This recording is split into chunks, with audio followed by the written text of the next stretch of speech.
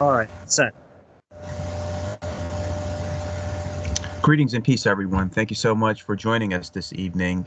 Tonight, I have the honor and privilege of being joined again by my brother Stephen Beyer from Chicago for a part two.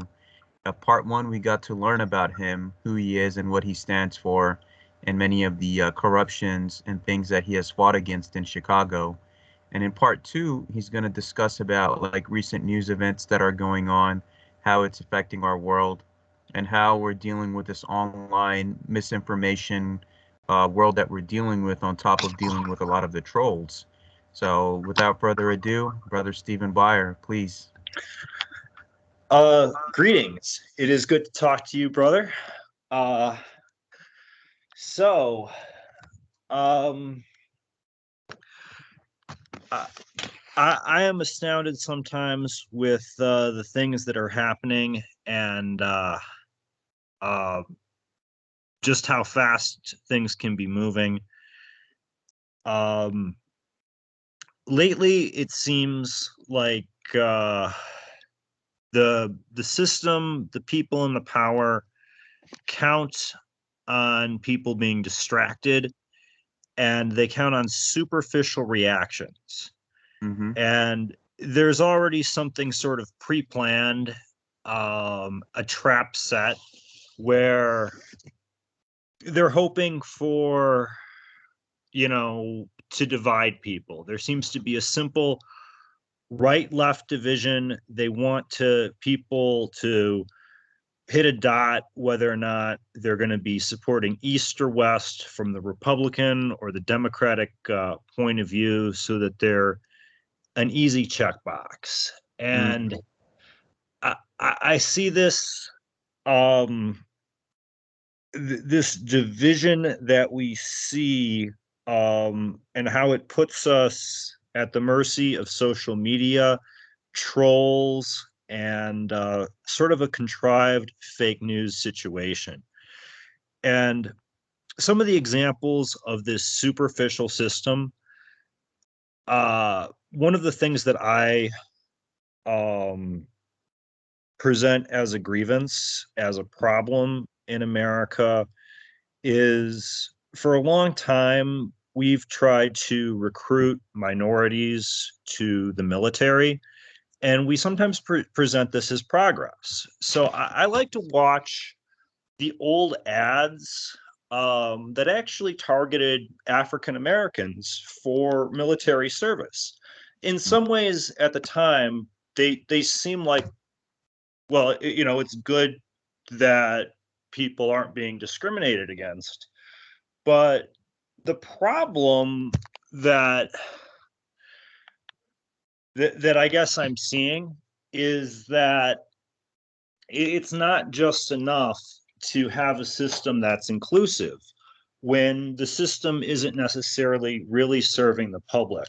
One of the things I like about what Disney is actually doing with Star Wars is it presents an empire that has a little bit of a diversity and yet still manages to be totalitarian bad, thoroughly fascist. It reduces people beyond their identity. So it can include a little bit of, here's a person of different ethnicities working in an empire and doing bad things. Mm-hmm. And I feel this is like an interesting story because I see local police really trying to stress, hey, look, we've got diversity on our force. I see one of the things I complained to the United States Army on their Facebook was that they were using diversity in a way that I identify as tokenism, and that's using images um, to show inclusion without it really affecting reality. And one of the ways that I sometimes will point this out is without getting too focused on the situation. Mm-hmm. We have politicians like Margaret Thatcher, who, she was a leader in some ways, She focused on some national security issues. There seems to, in sometimes, be a problem where, so long as we have some links to diversity, we otherwise can support the security state without question. And this I think becomes a real problem when somebody's trying to be a real ally for progress, when there is this fake, superficial, join the military, join the police, they've got diversity. And yes, it is good that we don't have an all-white police force, an all-white military. I don't think that that either of those would be good things, but it's not. It doesn't make the situation. Well, we've seen some stuff. I would say the United States military actually responded to me, and I thought their reply was interesting. It said, Stephen, we serve all Americans, and we always have. And this, I really love that this was an official statement from the United States military. They spelled my name right. It's just funny because we always have in America is an amazing statement of just factual, not truth. There has been progress in America. Things aren't as bad as they could be, as bad as historically they sometimes are, but it is an amazing misacknowledgement of history, I would think, for the statement to be, we serve all Americans and we always have. I would hope that the statement is, we try to serve all Americans, we're trying to serve them better. And, not try to present this false history, triumphant American exceptionalism, and pretend that there hasn't been a struggle where, well, from the local standpoint, in Chicago, if we were to try and say we always have served all communities and not look at the painful past, there's been deliberate attempts to close off African American neighborhoods from services. It's the ghetto is set in stone by design, and Exactly. not everyone is getting fully served. Yeah, it's the same here in Philadelphia, brother Steve. I mean, you look at all the gentrification that's going on in all of these metropolis cities across America, and you have so many people here in the West Philly area and the North Philly area, where you have a lot of these universities that encompass these areas. There are so many African American homeowners that have been there for generations with their families. They're hardworking, they're paying taxes, they're sending their kids to school. What every American is trying to do to try to make it in life, to try to survive. But their neighborhoods are not being protected. Their neighborhoods are dirty. No, the city's not coming and cleaning up and patching up their neighborhoods, despite the millions of taxpayer money that gets funneled into these systems. And if you go to the other neighborhoods, which are basically white neighborhoods, and you see the difference in the equality in terms of the neighborhoods that you're in, the access to the services that they have, the access to the better jobs and privileges that they have. And you go to the African American communities or any non-white community, and you see the same people doing the same exact thing, but their areas are treated differently. And that, you're right, that is a harsh reality that we have to accept. And you and I are fighting for the same thing, that no matter what color or religion you are, we're all children of God, trying to serve an equal world with equality, liberty, and happiness and freedom for all and all those things. But we are dealing with a system that's presenting itself as an inclusive, but in reality, it's really not. Please continue. This gets to the point of these communities almost, I think we can use the word almost siege warfare. Like, the effect is that where minorities attempt to come together, they get driven out. That they're not allowed to build a real community. And in an extension, for the people of the Bayan and other immigrant faiths, surveillance and paranoia by law enforcement, we see troll activity that is astounding harassment when we try to get together and pray. And this is sort of an institutional establishment of religion and racism, where things that aren't in the norm are harassed. Yes. And I've seen this when I tried to interact with the local Shia community. They were afraid to actually talk to anybody because the level of harassment and surveillance that they've been under makes it so that they're afraid to even spread their message, or at least they were. This was over a decade ago when I first tried to reach out to them, but I've been much more successful of interacting locally with people, just in their workplaces and their businesses. But a lot of religious institutions, there is a lot of harassment that they feel is from private investigators or law enforcement or trolls that think they're playing hero. And some of the online harassment we've experienced is just over the top absurd. I don't know what else to call it. From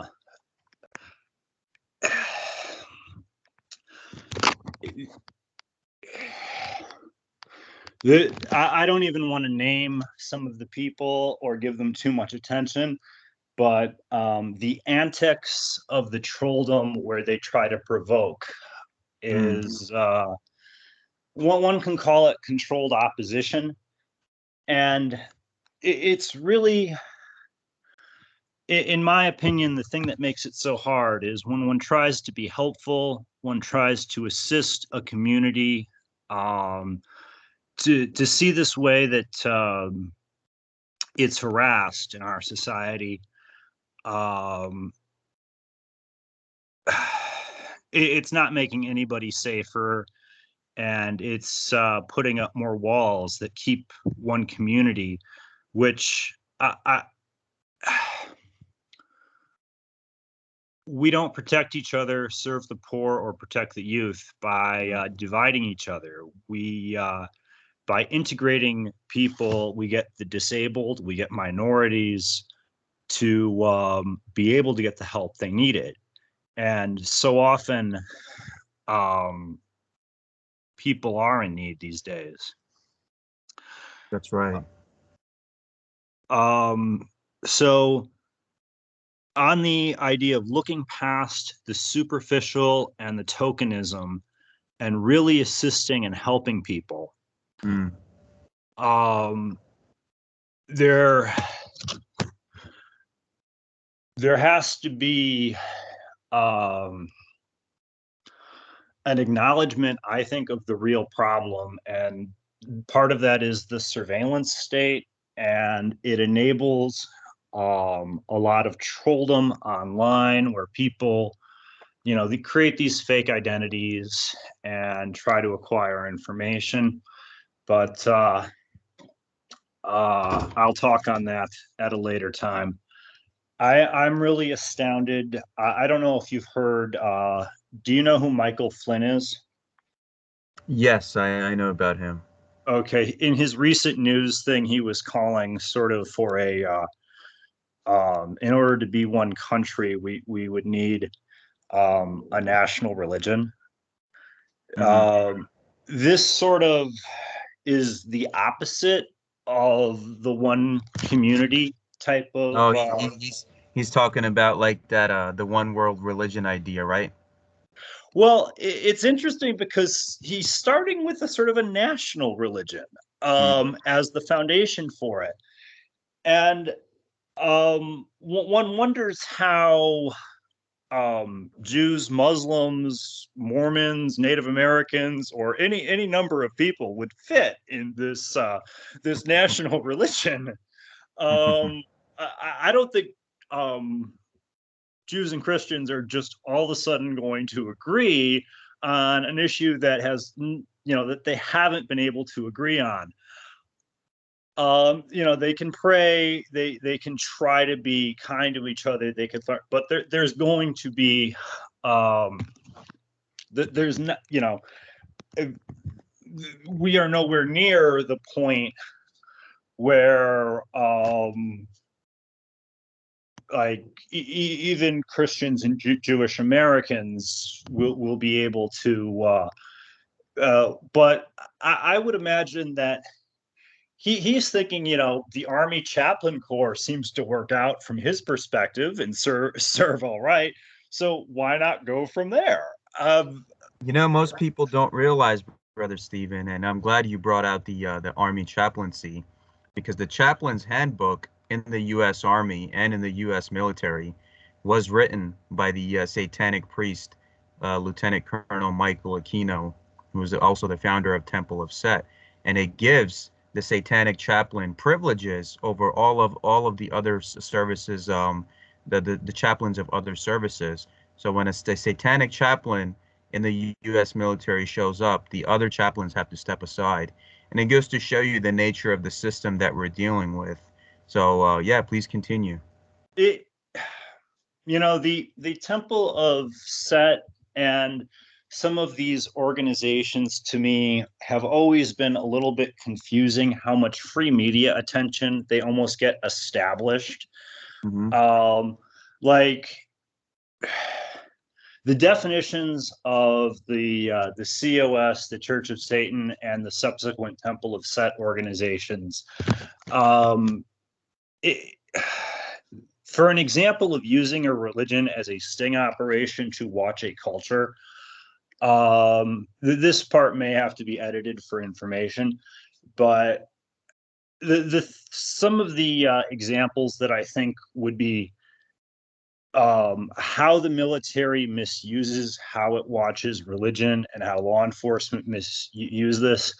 Mm-hmm. If one wants an example of some just really bizarre stuff, supposedly there's this group of devil worshippers called the Orders of the Nine Angels, and there's also this group called the Joy of Satan that was around on the internet. Both of these organizations, when looked at, appear to be primarily contractors doing sting operations for or attempting to set people up for investigations. Like, very few people, I would think, actually believe the absurdity of these satanic doctrines. They're more about attempting to find somebody who will incriminate themselves, think, shock jock craziness. And so locally, there is an example of police did this thing where the standard way the sting operation is, they find a deranged individual. They claim that they're the true army of his cause. They give him a fake bomb, and he's supposed to set it off with a cell phone. When he pushes the button, he's under surveillance, and he's then arrested. This basic scenario has been done over and over and over again. And this scenario is such a standard one. It's like hiring a hitman. People would know by now, if they have watched court documents, almost how it works out.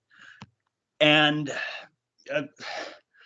this is also used, the basic model is used for other things as well. But in the case of, basically, they look for crazy people and try to set them off to do something illegal and swoop in. The problem with this is when you normalize, one has to create a situation of normalization, and the chances of actually getting this to work versus how many problems it causes. can be extremely high. So when the Joy of Satan organization or these Orders of the Nine Angels, that they get free media attention sometimes, and they're sometimes seen as almost official undercurrent. Lord knows how many people actually follow these groups. I imagine it's pretty small and almost zero.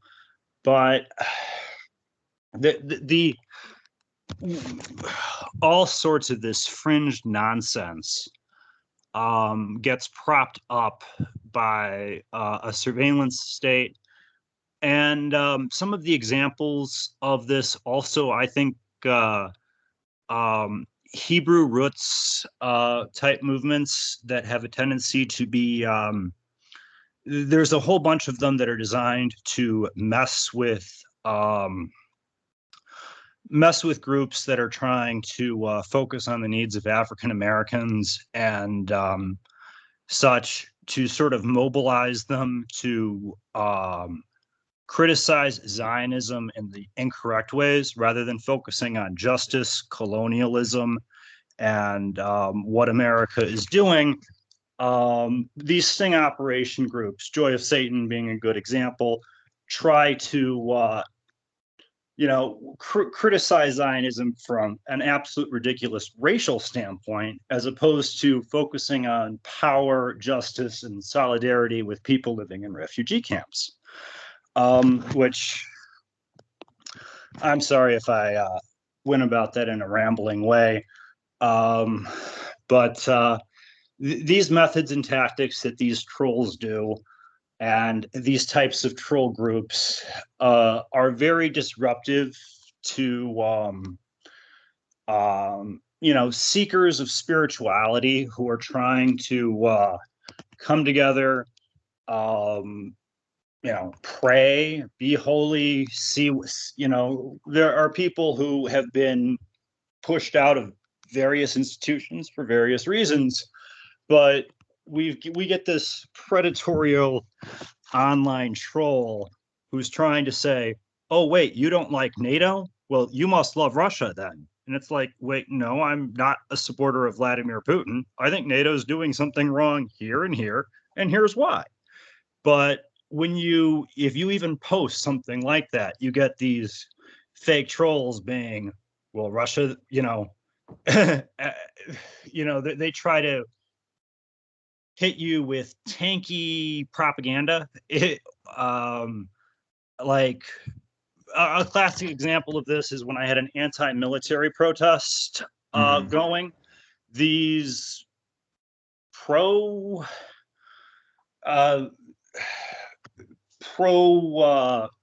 Putin people started showing up and trying to make my protests about sort of twisting it from criticizing what we were doing and turning it into an ethnic struggle that would be violent. And this type of, the informants show up and ruin your activist group, ruin your prayer circle, is something that I've been running into over and over again. I am amazed at the callousness of the people who design the system sometimes.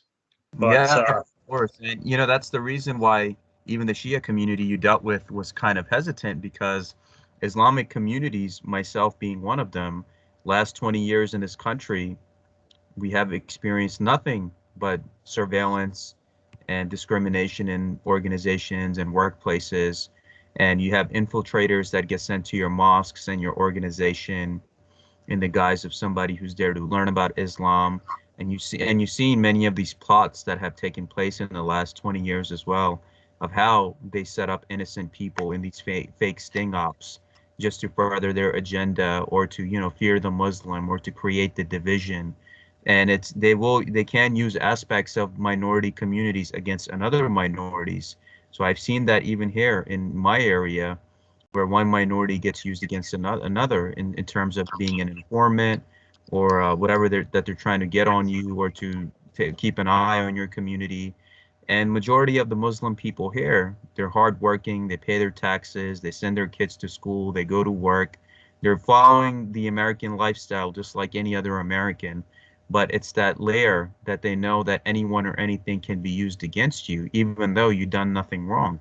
And that's exactly the world that we're dealing with now is whenever you try to stand up for the right thing, justice, equality for all beings, all races and religions, no matter who you are, everyone deserves that right to human life, then those agents of chaos, they pop up. That's just the way it is, and we have to be consistent in our message and what we're trying to do for this world.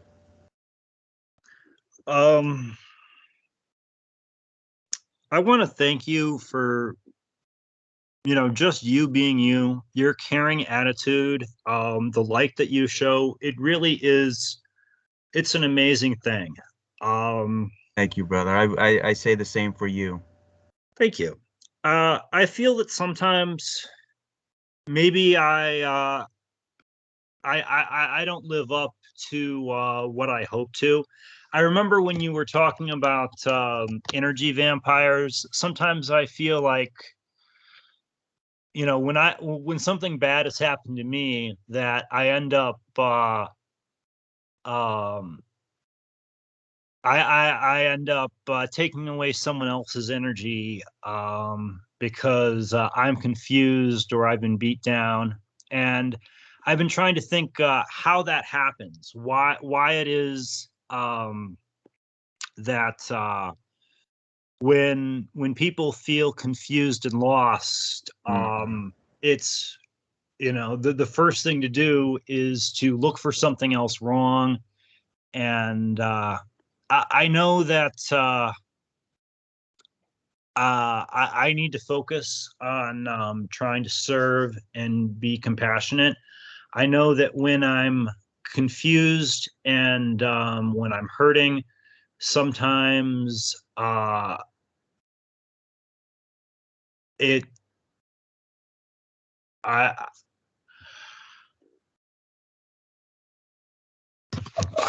how to even say it, that I don't know. I get strength when I study, and your attitude has been very helpful. Your videos and what you produce, it's great work, and that concern that you have for how the immigrant community is under surveillance and under siege, it's something that I would like Americans to really examine this issue, because it's not going to get better if we leave the fox in charge of watching the henhouse. And right now, we have people who,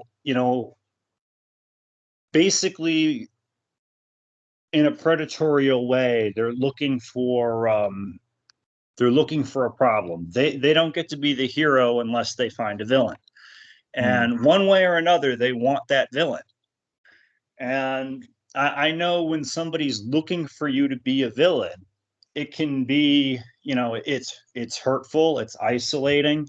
When you have this kind of people stalking and trying to sabotage you, well, I know how it affects me. It makes it like when I had an opportunity to be charitable and kind, I was paranoid. I didn't act the way I wanted to act because I felt like I was under siege sometimes. Just like that community I went to for guidance, they had been harassed so much that when somebody came to them saying, "Wow, it is really impressive, your faith, what you guys do," they were like, you know, I totally understand why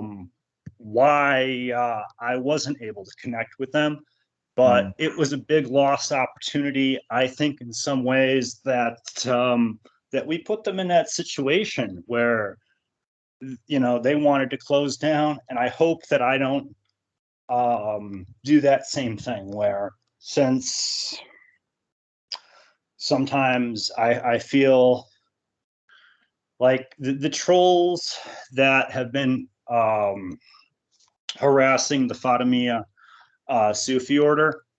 Uh, I um, I don't know if you've gotten a chance to learn about um, Mr. Dale Husband, Yeah, or we covered that in the last podcast that I did with Sheikh Wahid Azal. He broke it down very extensively in terms of the characters that the Fatimiyya Sufi order is being harassed by, and what he's encouraging all of the the thing that qualifiers to increase their. this individual that he's put out some, I don't know, pseudo educational videos, animated. Um, there's a character in them that I think represents himself. Yeah. So there's this guy who, and amusingly enough, he's set up this character who's kind of a martyr redemption character Mm. who dies in a massacre. Um, it's a very bizarre storyline. Several things about the storylines that this guy comes up with makes one go, wow, you chose to publish that. Okay. But this character seems to almost be setting himself up to be sacrificed in a way that, well, I don't know. I wouldn't want to tell anybody that they should watch these videos because, as I said, it is a bizarre mind that came up with them. But it is interesting the character when you see that that's the guy he sees for himself. This sort Mm. of he's heroic now because he's redeeming from his breakup. Amusingly enough, dude's divorce. You know, it fits. The character fits him, and what he's doing indicates. I, well, a very disturbing delusion of grandeur character study, I would say, in the least. And I hope to disassociate myself as much as possible from ever having to interact with him again.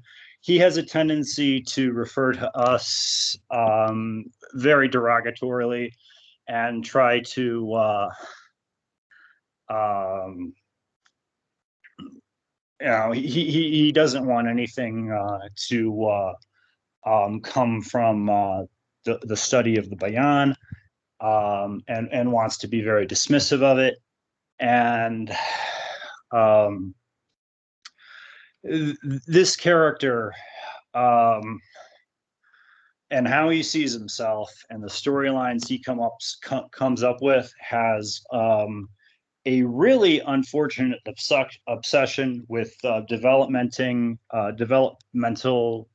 females. And I hope he gets the help he needs before he does something wrong and is a harm to himself or others, because youth protection is a mandate that I take pretty seriously, and we all should. And Definitely. Anyway, there have been the system enables this kind of behavior is a sign that is something is very, very wrong. And I well, I apologize if I rambled or went on a tangent. I hope everyone who was able to follow that can follow the guidance and be safe, because these trolls are trying to grab anyone who passes over them on a bridge, and they're hungry for lunch. Yeah, exactly, brother. And thank you for pointing that out in the way that you did. And it's important people realize, brother, that education and awareness is the best thing that you could do for yourself. In this time of great misinformation, age of chaos, every country is right now is experiencing their own challenges. But most importantly, whatever happens in the U.S. Impacts the whole world. And we need to be able to make this place safe, make this place inclusive, make this place welcoming for all, because whatever happens here it's basically a domino effect over the whole world. So we need to be able to realize, okay, what is it, the system that we're dealing with? What are these aspects of hatred and division? Who are these agents of chaos? How do we educate people and bring people together, regardless of their race or religion or gender, to teach that we're all part of that human family, trying to survive, trying to do the right thing. Everyone has heartbreaks, tears, happiness, goals and achievements, and dreams that they have for themselves and their families. We're all the same. We're all in this struggle for this human life together.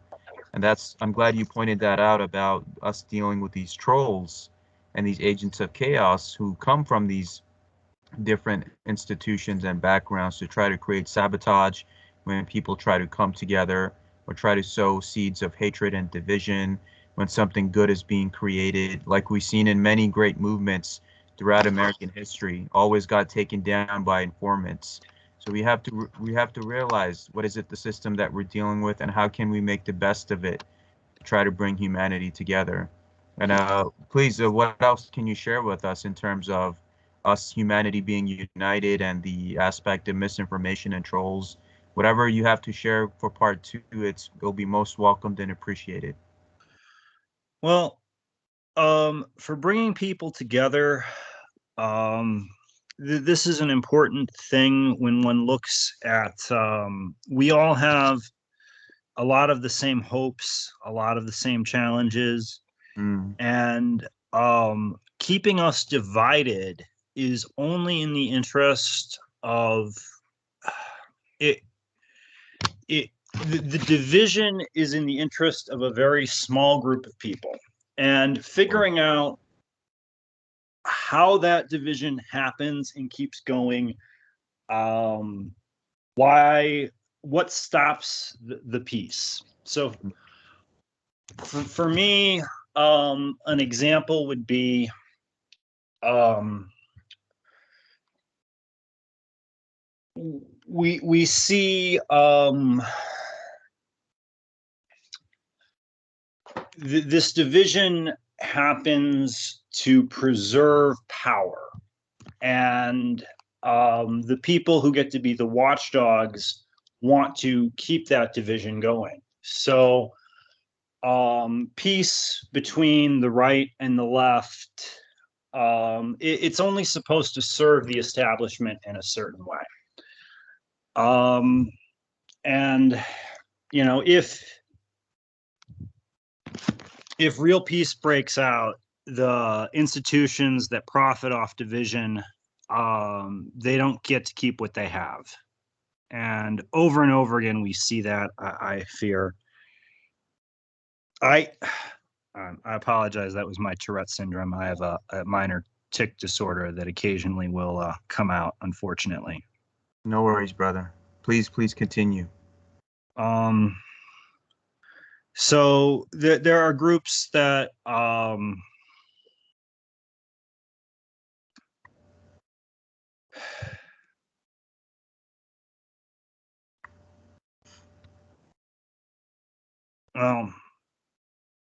there. So for an example, and this is a group that does good things, but also some of the problems that I see with it, um, and the establishment, that I'm trying to figure out how to say this while being positive and not critical. And that's why I'm stumbling over my words, is I want to try and say things in a constructive way, but sometimes when one's looking at a problem, it's hard to do that. So the problem that I often find, there's a group called the Southern Poverty Law Center, and they criticize hate groups, and that's something that is a real problem. And I don't want to trivialize hate groups, but this is an example where police and law enforcement have a history of infiltrating hate groups and working with them in the way that we described before.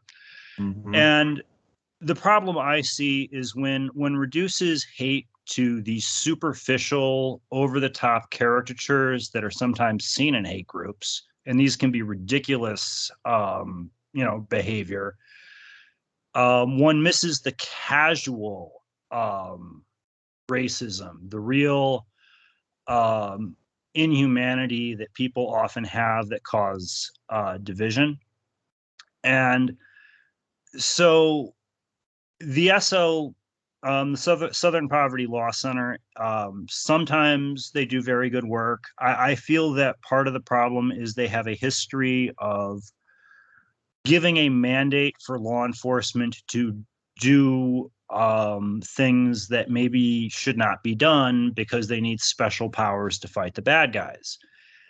Often this sort of create a problem, solve the solution, creates this bipartisan combine where the supposed solution only wants to find certain parts of the problem and not the whole problem. So for my example for this, the Southern Poverty Law Center still has a hate group on the books in this town that does not exist and has not existed since World War II, called the American First Community. This would have been Lindbergh, Walt Disney, and other people who opposed war with Germany and wanted, more American industry. Group's been defunct for some time. Actual problems on the ground within the city of Chicago, I would think the big thing to focus on is that our police don't seem to actually serve the poorest parts of the community. We see over and over, like I remember my friend was robbed with a machine gun by somebody right outside the guy's house. Person had posted online, didn't cover his tracks at all. My friend had to solve the crime completely on his own because there was no enforcement of the law at all. This person was just running around with a machine gun, robbing people next to his own house, posting about it online, and the cops did nothing until they were forced to do something. I remember I was robbed on the same block as a police car in front of the cops, and nothing happened. And, people who are attempting to serve the community aren't able to do so because it's not being policed. So there's this hidden, problem, reaction, solution where you're either for the police or against the police. Well, you can't be for the police doing the right thing and actually serving the community. You're either for them abusing the community or for them not being there at all.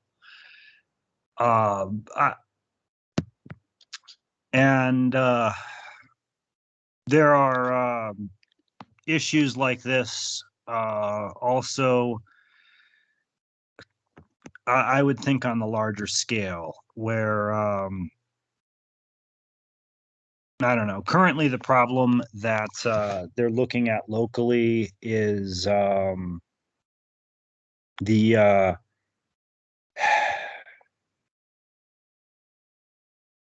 well, the issue that they have locally is the government can essentially create fake news with hazardous material drills that they've done to disrupt activism. So if there's a large enough protest, the police have somebody show up and throw flour on the ground, and they can clear the protest because somebody threw powder. If you have a large enough protest at a government building, one of the examples is somebody will show up and throw flour and, then they can clear the space.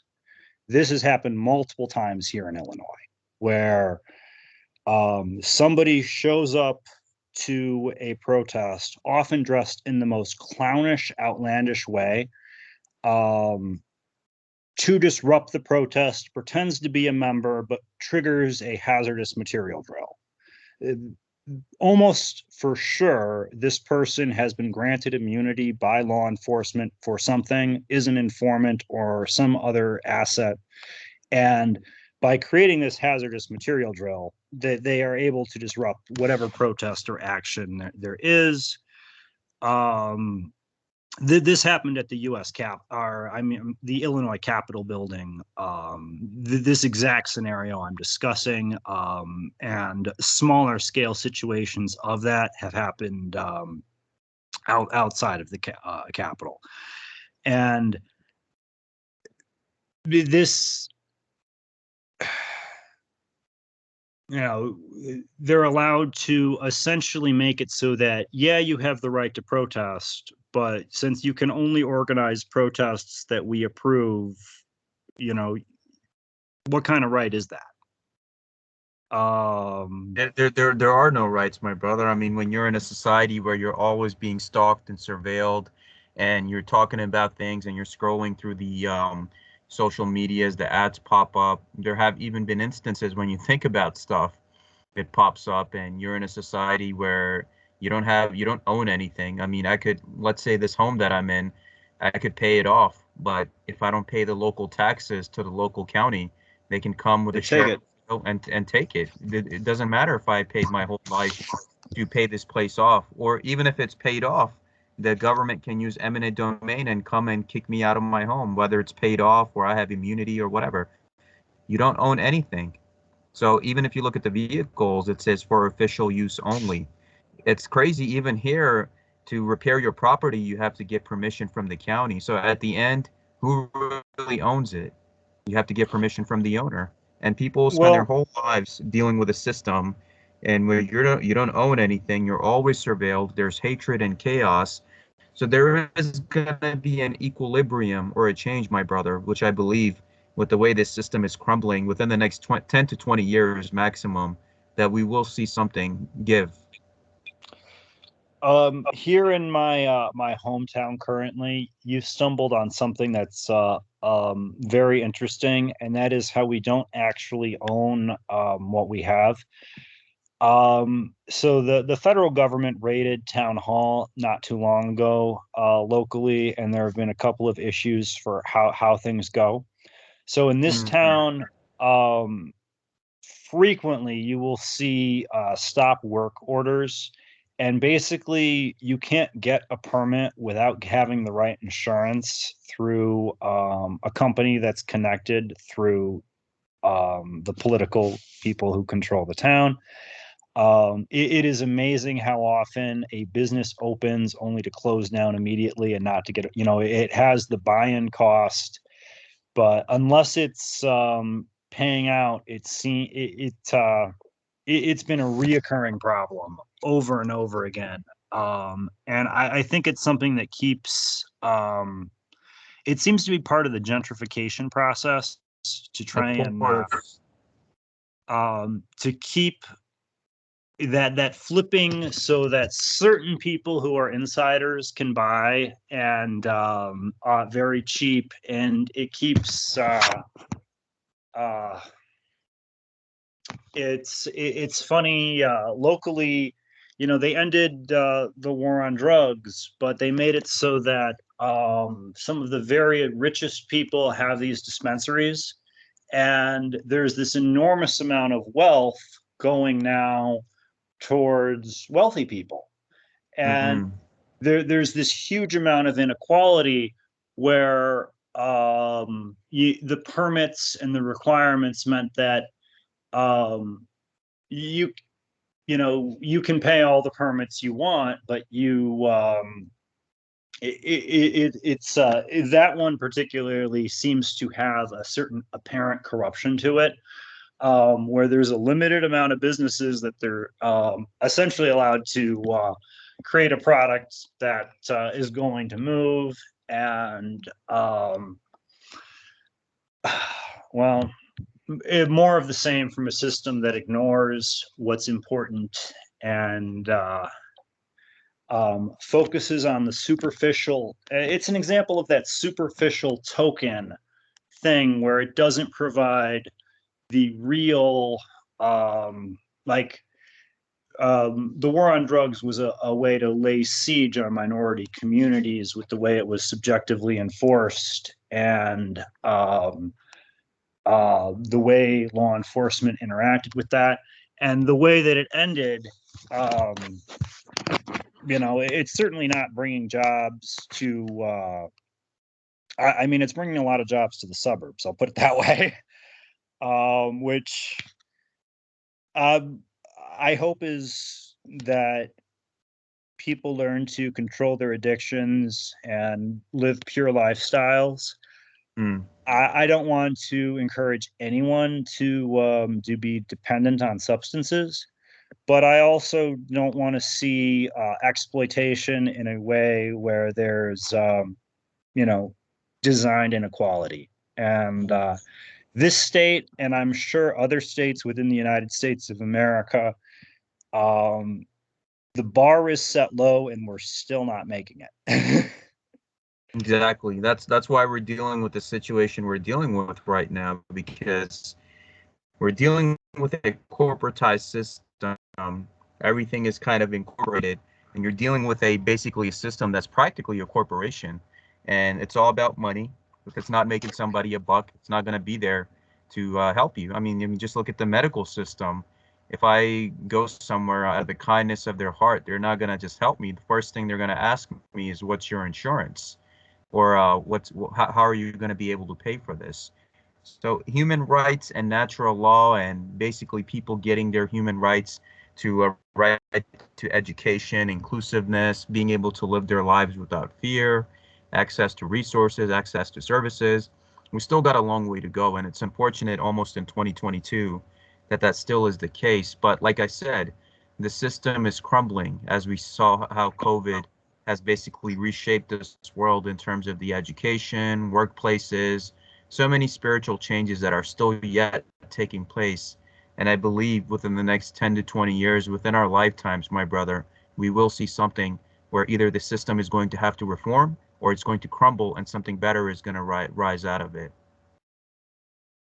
Well, I guess when we've seen systems crumble, it can take a while for something better just to pop up. Crumbling can be rough. Like things didn't get better in Tunisia or Egypt right away after the collapse of those systems. When when systems collapse, Takes time. it's going to be hard. But yes, it's going to be inevitable because it's it's like scavengers competing with each other. It's like a raccoon and a rat fighting over a hot dog at the moment. It is a dog eat dog world, and I uh, I hope to see cycles of virtuous growth, but right now we see one form or another, lies and deception feeding off of each other. And I hope to see more of a solution. I hope to see more people coming together and working out their problems peacefully, and Mm. not trying to lie, set each other's up for failures. And